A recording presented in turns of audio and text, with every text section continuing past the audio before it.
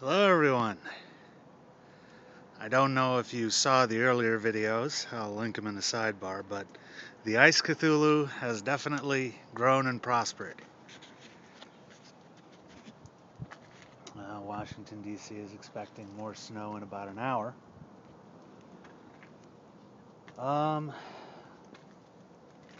So I'm working from home and they're shoveling themselves out over there.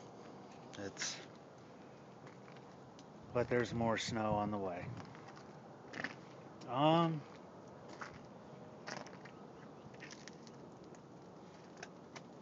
One of the things, I don't make too many videos about non-belief, but one of the things that a lot of people miss is that the whole idea of essentialism, the idea that things have a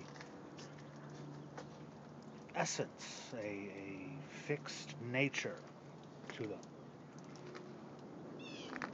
kind of collapses because there's no one around to enforce that.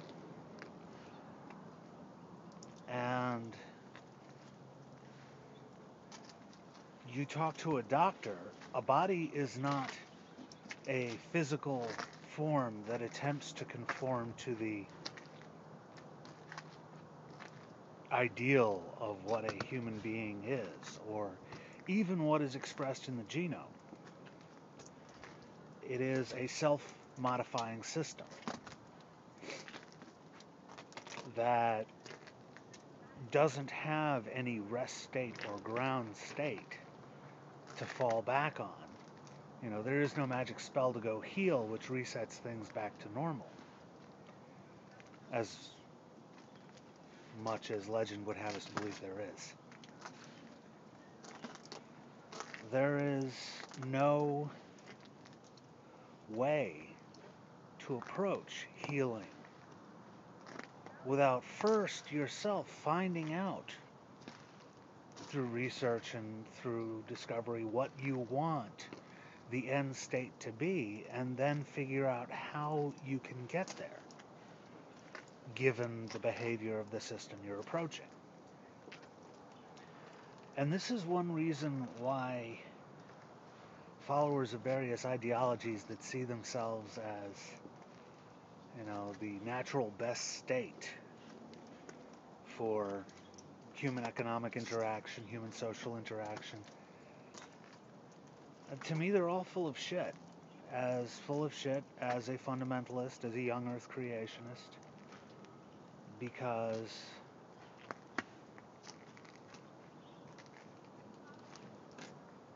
human beings are not quote-unquote supposed to do anything. We're doing what we're doing.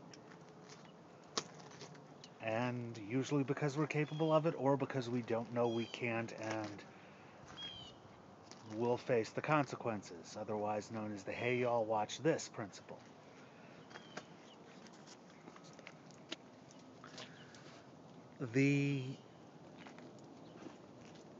That's otherwise known as the redneck epitaph, if you've never heard that phrase. But looking at human beings from the point of view of an essence that can be violated or can be acted against. Well, first of all, if it's their essential nature, if it's our essential nature to be married, one man, one woman, how is it possible we could do something other than that? The answer is, of course, it's not our essential nature to do anything other than, well, I think the old saying goes, under exacting constraints of pressure, temperature, humidity, and all other environmental variables, the organism will do exactly as it damn well pleases. And that pretty much sums up the human condition. But if you want to understand the rage that fundamentalists of any kind go through when they see gay marriage, when they see socialism or communism or whatever. What's happening is they're believing that there is a one true right way and we're not doing it. The old phrase of conservatism cannot fail, it can only be failed. That's an appeal to that direct expression of the essentialist idea. And it's full of horseshit. So,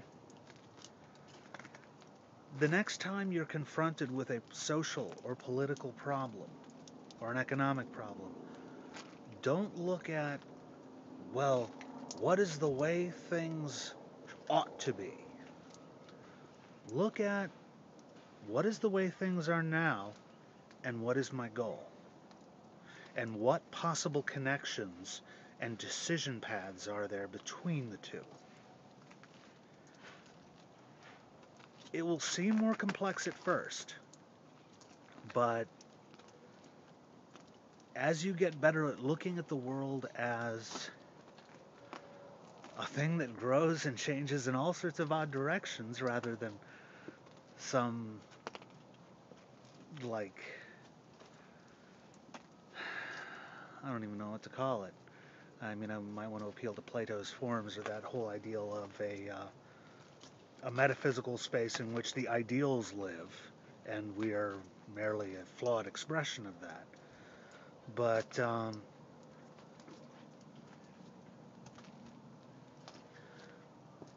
step away from the crazy and stupid, which comes in the form of, if I just understand the way things ought to be, then I can understand everything. Because there isn't any way things ought to be, and therefore you will understand nothing. Just focus on what is, and try and enjoy it, because there's a lot of neat stuff out there. Like Cthulhu. Thank you for your time and attention.